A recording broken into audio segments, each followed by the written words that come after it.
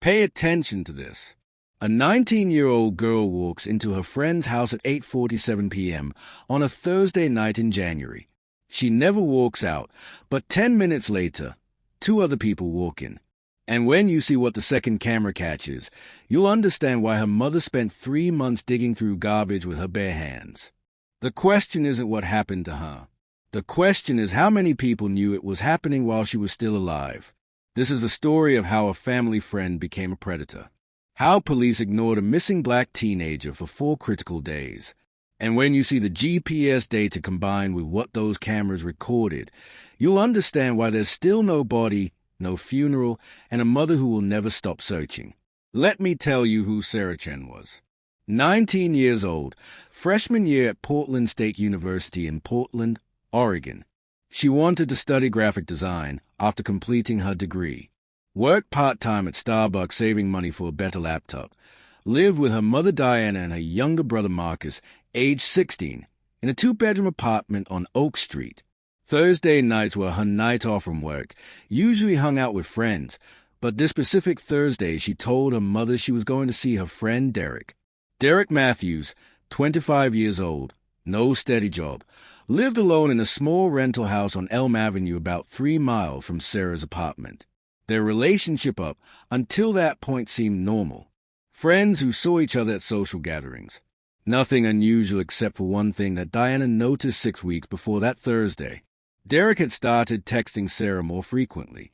Every day, sometimes multiple times.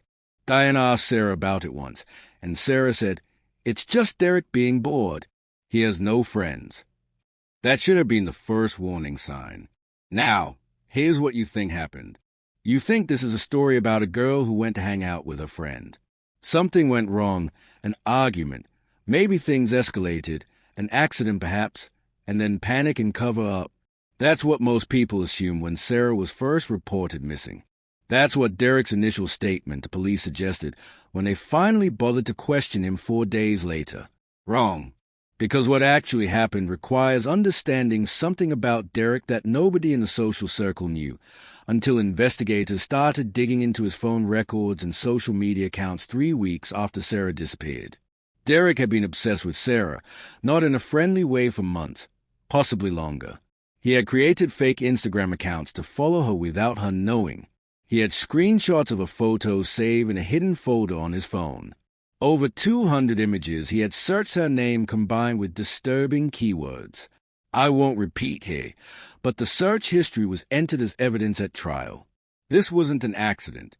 This wasn't a sudden escalation. This was planned. But here's what makes this case different from every other friend murder case you've heard. Derek didn't work alone. And that's where the second camera comes in. The first footage is from Derek's own doorbell camera, which police only obtained after getting a warrant 11 days after Sarah was reported missing 11 days. Because initially they classified her as a runaway, despite Diana insisting Sarah would never leave without telling her, would never leave her phone behind, would never miss school. The footage shows Sarah arriving at his house at 8:47 p.m. They walk inside. The door closes normal. The last time anyone sees Sarah Chen walking on her own 2 feet. Now, here's what you don't expect. 10 minutes later, at 8:57 p.m., a second camera from a neighbor's house across the street security system pointing at the street captures 2 males approaching Derek's house from the side. They don't knock. They don't ring the doorbell. They enter through the side door. Both males are in their early 20s. They're inside for 38 minutes. Police eventually identified them as Kyle Rodriguez and Brandon Hayes, both 24 years old, both friends of Derek, both with prior arrests, one for assault, one for drug possession. During initial questioning, both claimed they weren't at Derek's house that night. Derek also claimed nobody else was there that night. It was just him and Sarah hanging out. She left around 10 p.m. He said, walked home. He assumed. 3 separate lies from 3 different people about the same 38 minutes. Wait, let me back up because I'm telling this wrong. The way I just described it makes it sound like police discover these lies through good detective work. That's not what happened. What actually happened is Diana Chen became her own investigator because police did nothing for 4 days. She went door to door in Derek's neighborhood asking if anyone had cameras. She found the neighbor with the second footage. She watched it herself first before even showing police. She recognized something in that footage that made her drive directly to the police station and demand they arrest Derek immediately. What did she see? The two males who entered at 8:57 p.m. left at 9:35 p.m. They were carrying something large wrapped in what appears to be a dock blanket. They put it in the trunk of a vehicle parked on the street. They drove away. Derek's camera would have caught them leaving through the front, but Derek's camera mysteriously stopped recording at 9:15 p.m.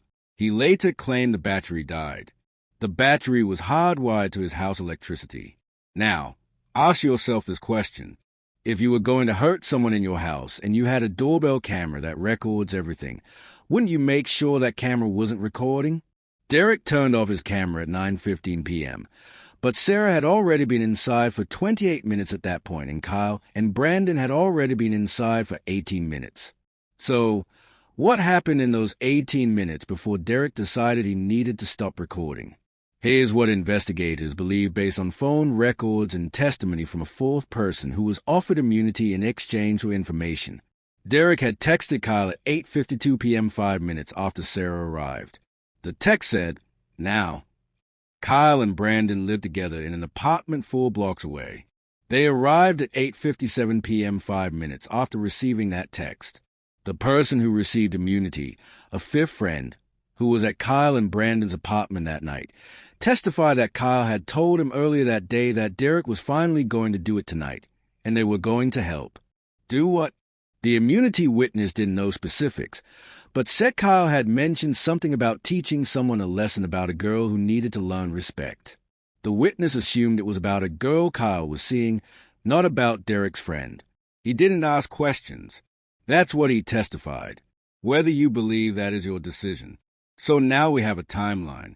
Sarah enters at 8:47 p.m. Derek texts Kyle at 8:52 p.m. Kyle, and Brandon arrive at 8:57 p.m. Camera stops at 9:15 p.m. Kyle, and Brandon leave with wrapped object at 9:35 p.m.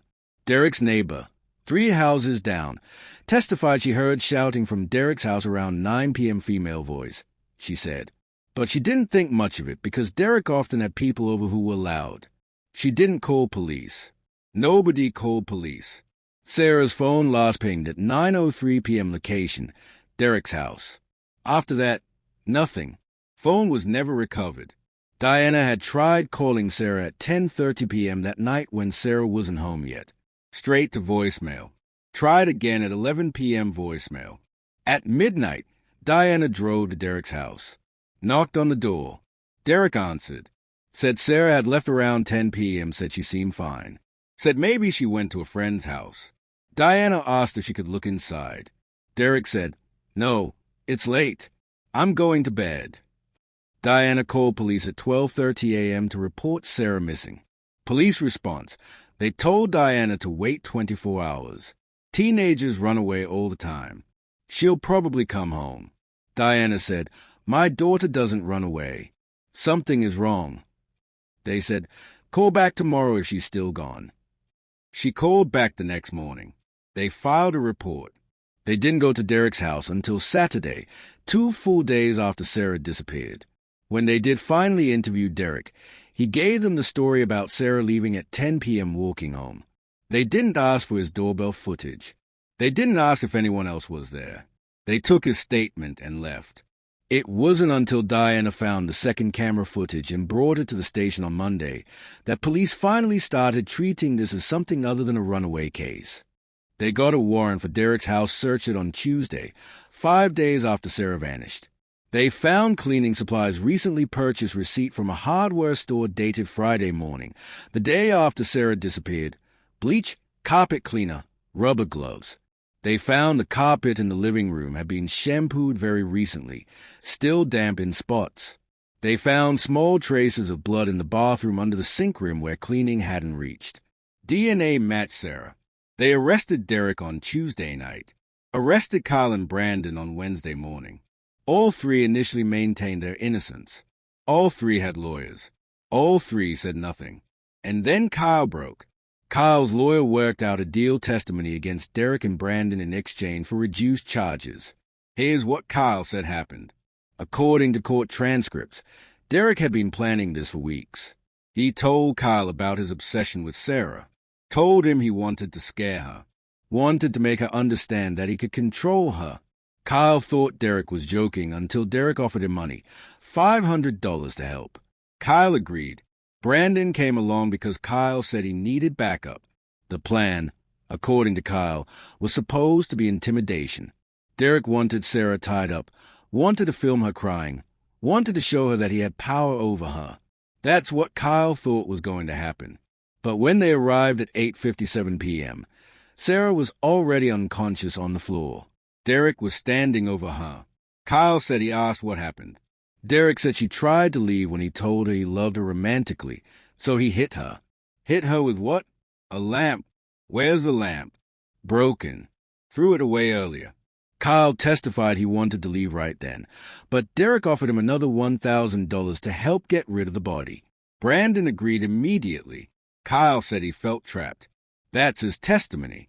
Whether you believe someone can feel trapped while actively helping dispose of a teenage girl's body is something the jury had to decide. They wrapped Sarah in a comforter from Derek's bedroom, carried her to the vehicle, drove to a commercial dumpster behind a strip mall on Powell Boulevard, 2 miles away. This is at 9:45 p.m. according to GPS data from Kyle's phone. They threw the wrapped body into the dumpster, drove back to Derek's house. Kyle and Brandon left. Derek stayed up all night cleaning. Here's the critical detail. That dumpster was emptied Friday morning at 6 a.m. The contents were taken to Metro Regional Landfill, a massive site covering 14 acres. By the time police knew to search for Sarah's body in a landfill, it was Sunday. By then, 3 more days of garbage from the entire area had been dumped on top of wherever Sarah was. They searched for 11 weeks. They brought in cadaver dogs, ground-penetrating radar teams of volunteers, including Diana, who showed up every single day in protective gear digging through trash. They never found her. Derek's trial started 8 months later. Prosecution had the camera footage, had the GPS data, had the blood evidence, had Kyle's testimony, had Derek's phone record showing his obsession. Defense argued no body means no murder. Maybe Sarah is still alive somewhere. Maybe she really did run away. And all of this is circumstantial. The jury didn't buy it. Guilty of second-degree murder, 30 years minimum. Brandon took a plea deal, testified against Derek, received 15 years.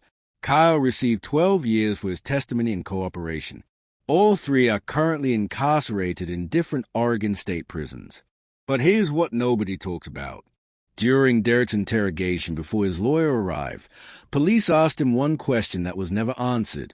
They asked, "Where exactly in the dumpster did you put her?" Derek said, "I didn't. I wasn't there." Then they confronted him with Kyle's statement. Derek went quiet. Then he said something strange. He said, "You're not going to find her." Officer said, "Why not?" Derek said, "Because I made sure." What does that mean? Prosecution theorized during trial that Derek had gone back to the dumpster that night after Kyle and Brandon left and done something else to the body, something that would make identification impossible, even if found. They suggested he might have dismembered her or burned portions or used chemicals. They had no proof of this, but they had Derek's credit card statement showing a purchase at a 24-hour hardware store at 11:37 p.m. That Thursday night items purchased included a sore box of garbage bag container drain cleaner. Derek claimed he'd been planning to fix his sink. The jury heard this theory. The jury saw the receipt. The jury convicted anyway. But without a body, there's no way to know what condition Sarah was in when she was thrown away and what condition she was in by the time Derek potentially went back. Diana Chen gave one interview after the trial to a local news station. She said she doesn't feel closure because closure requires bringing your daughter home. She said she still drives to that landfill sometimes, just sits in her car in the parking lot knowing her daughter is somewhere under tons of garbage. She said Marcus, her younger son, had nightmares for months seeing his sister in a trash pile. She said they moved to a different apartment because Marcus couldn't sleep knowing Sarah never came home to the old one. She said something else that stayed with me. She said, "The worst part isn't not knowing what happened. They know what happened. The worst part is knowing that for those 38 minutes while Kyle and Brandon were in that house, Sarah might have still been alive, might have been conscious, might have been calling for help, and 2 additional people chose to help Derek instead of helping her. 2 people who could have called 911, could have intervened, could have saved her, decided that money was more important. Here's a systemic failure nobody wants to talk about. Police wait time for missing persons reports involving black teenagers is on average 48 hours longer than for white teenagers. That's not my opinion. That's data from a study by the Black and Missing Foundation. If police had taken Diana seriously on Thursday night, if they had gone to Derek's house immediately, if they had secured that scene within hours instead of days, they might have found evidence that was cleaned away by Tuesday. They might have tracked that garbage truck before it reached the landfill. They might have found Sarah in time to give her mother a burial, but they didn't, and Derek knew they wouldn't. According to testimony from the immunity witness, Derek had specifically said that police wouldn't look for a black girl from that neighborhood for days. He was right. He had a 4-day head start to clean, destroy, and dispose. He used every hour. The camera footage that convicted him only exists because a neighbor decided to keep his security recording for 2 weeks before deleting them, and because a mother refused to stop pushing when everyone official told her to wait. If that neighbor had deleted his footage after the standard 1-week period, there would be no evidence of Kyle and Brandon entering, no evidence of them leaving with anything, no contradiction to Derek's story. He would have walked. Think about that. A 19-year-old girl's justice depended entirely on one neighbor's storage settings and one mother's refusal to accept being dismissed. Sarah will be 22 years old now. She'd be finishing college or working in a design studio doing what she loved. Marcus is 19 now, the same age Sarah was when she died. Diana said in that interview that Marcus doesn't go anywhere alone anymore, doesn't trust anyone anymore, sees threats everywhere because he learned that friend can kill you and others will help hide it. If you're in law enforcement and you're reading this, understand that every hour you delay investigating a missing person report is an hour someone has to destroy evidence. Every time you assume runaway instead of abduction, you give predators time to cover their tracks. Sarah Chen's case should be taught in every police academy as an example of what happens when you don't take missing black girls seriously from minute 1. And if you're someone who thinks you'd never help hide a crime, think about Kyle and Brandon, 2 regular guys with jobs and families who made a choice in less than a minute to participate in disposing of a teenage girl for money. Evil doesn't always look like a monster. Sometimes it looks like your friend asking for help moving something heavy at night. Diana still lives in Portland. She runs a foundation now for families of missing persons, particularly families who feel ignored by police. She helps them navigate the system, helps them find lawyers, helps them fund searches.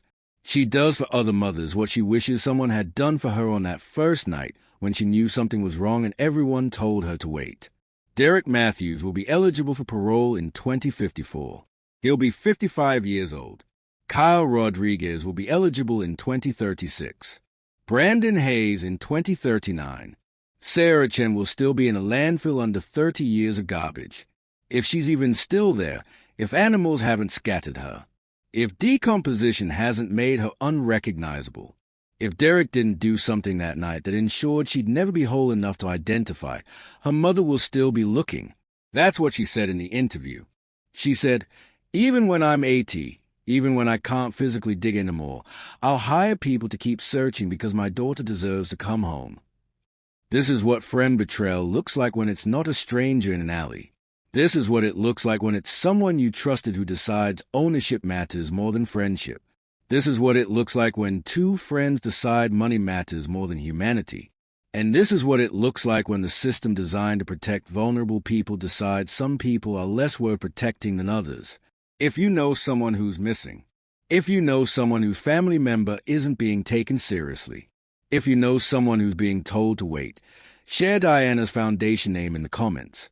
If you work in waste management and you've ever found something you reported, share your protocols because maybe someone watching this is Kyle or Brandon's coworker and doesn't realize what they helped throw away.